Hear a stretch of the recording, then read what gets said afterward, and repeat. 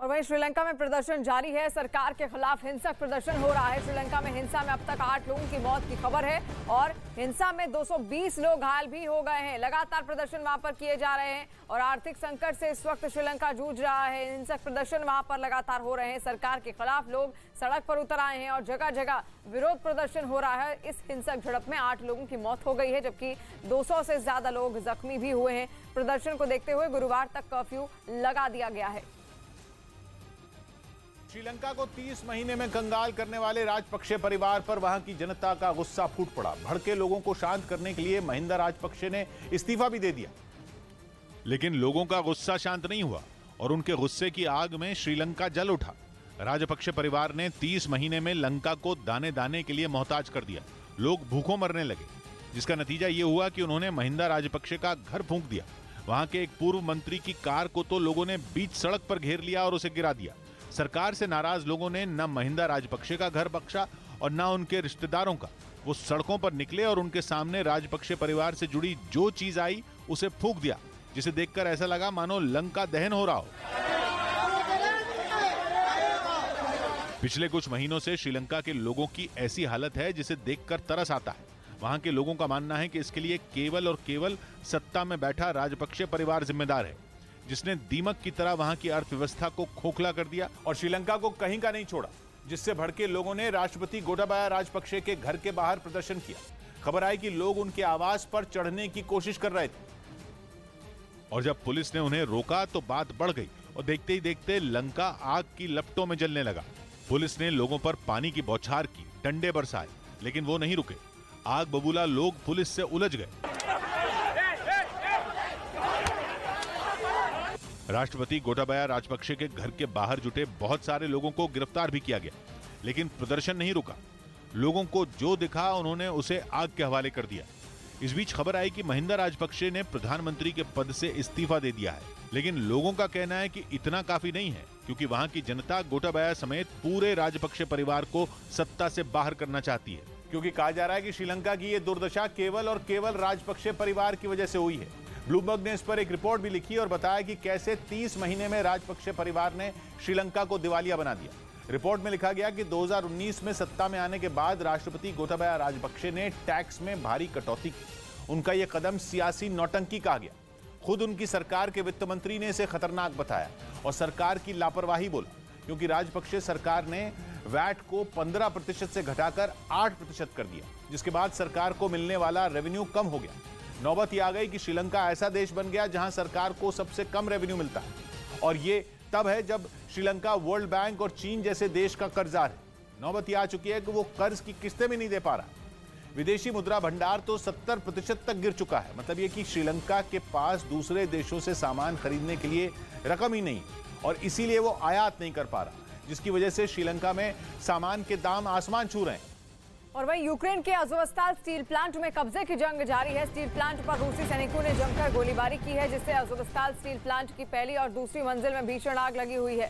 साथ ही अज़ोवस्ताल इलाका बम धमाकों की आवाज से लगातार गूंज उठ रहा है। तस्वीरें भी आप देखें किस तरीके से वहां पर लोग पहले फंसे हुए थे, उनका रेस्क्यू किया गया, लेकिन अब बमों के गोले यहां पर दागे जा रहे हैं रूस की तरफ से, ताकि पूरे के पूरे स्टील प्लांट पर वो अपना कब्जा जमा सके। यूक्रेन के सैनिकों ने जंग में रूसी फौजियों को कैसे चकमा दिया, इसका एक वीडियो यूक्रेन की तरफ से जारी किया गया, जिसमें रूस का एक सैनिक यूक्रेन के ठिकाने पर हमला करने के इरादे से आगे बढ़ता नजर आया, जिसके हाथ में रॉकेट लॉन्चर दिखाई दिया। वो धीरे धीरे बड़ी सावधानी से यूक्रेन के ठिकाने की तरफ बढ़ता गया। दूसरी तरफ यूक्रेन के सैनिक उसे नजरअंदाज करते रहे। उसे लगा कि वो आसानी से यूक्रेन की टुकड़ी पर हमला बोल देगा, लेकिन वो इस बात से बेखबर था कि ये सब यूक्रेन के प्लान का हिस्सा था। जैसे ही वो सैनिक तय दूरी पर जाकर रुका, उसकी हर हरकत पर नजर बनाए यूक्रेन के एक ड्रोन ने वहां मिसाइल गिरा दी। यहां रूसी सैनिक ने मिसाइल दागी तो वहां ड्रोन ने अपना काम कर दिया, जिससे यूक्रेन पर धावा बोलने आए रूसी जवान के परखचे उड़ गए। इस हमले का वीडियो जारी करते हुए यूक्रेन ने इसे अपनी रणनीति का हिस्सा बताया। राजस्थान के मंत्री के बेटे से जुड़े रेप केस की पड़ताल दिल्ली पुलिस करेगी। राजस्थान के मंत्री महेश जोशी के बेटे रोहित पर लगे रेप के आरोपों की जांच दिल्ली पुलिस करेगी।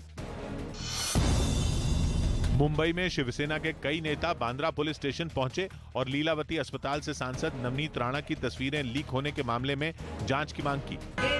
MRI सच में हुआ या सिर्फ शूटिंग हुआ।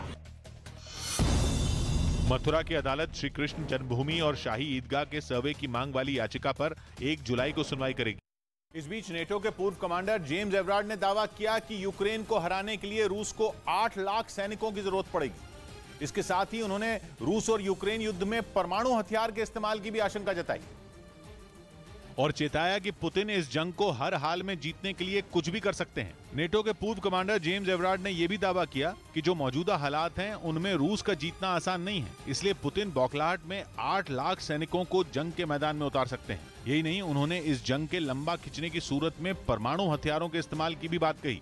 दावा है कि काम सिर्फ लाखों सैनिकों से नहीं बनेगा, जीत का रास्ता अगर खोलना है तो ब्रह्मास्त्र यानी परमाणु हथियार चलाना ही होगा। दावा किया गया कि रूस जंग जीतने के लिए यूक्रेन में सैनिकों की तादाद बढ़ा सकता है या फिर परमाणु हथियारों के जरिए यूक्रेन पर कब्जा करने की कोशिश करेगा। हालांकि इससे पहले खबर आई थी कि अगर पुतिन परमाणु हथियार चलाने का आदेश देंगे तो रूसी सेना में इसका विरोध शुरू हो जाएगा।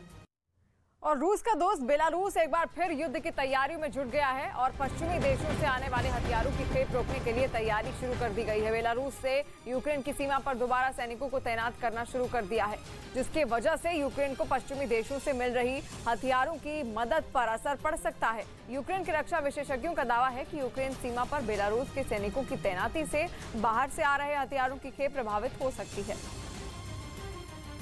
मतलब यूक्रेन में पुतिन को धूल चटाने के लिए अमेरिका ने वो दांव चल दिया है जो उसने दूसरे विश्व युद्ध के दौरान हिटलर को हराने के लिए चला था।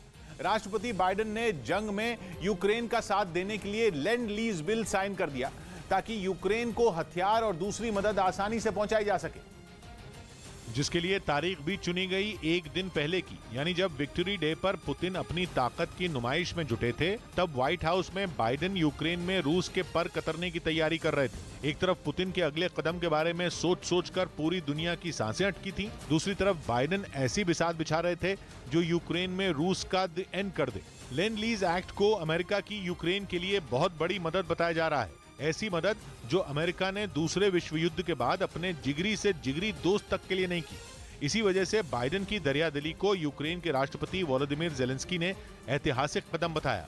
वैसे लैंड लीज बिल अमेरिकी संसद के दोनों सदनों ने पिछले महीने ही पास कर दिया था, जिसके बाद बाइडेन ने भी उस पर साइन कर दिए। और पुतिन को हराने के लिए 81 साल पुरानी वो रणनीति अपनाई जो अमेरिका ने दूसरे विश्व युद्ध में हिटलर के खिलाफ अपनाई थी।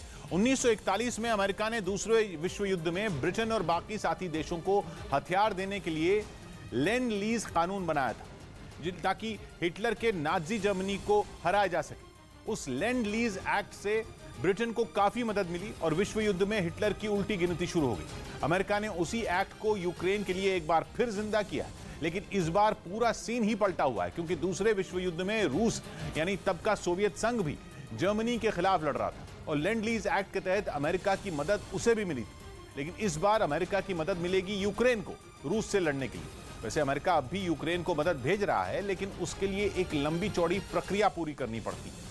लैंड लीज एक्ट उस प्रक्रिया को आसान बनाएगा और अमेरिका अपने हथियार, सैन्य सामान, दवा, खाने पीने की चीजें और दूसरा सामान यूक्रेन को जल्दी ट्रांसफर कर सकेगा और फिर बाद में यूक्रेन उस मदद की कीमत अमेरिका को लौटाएगा।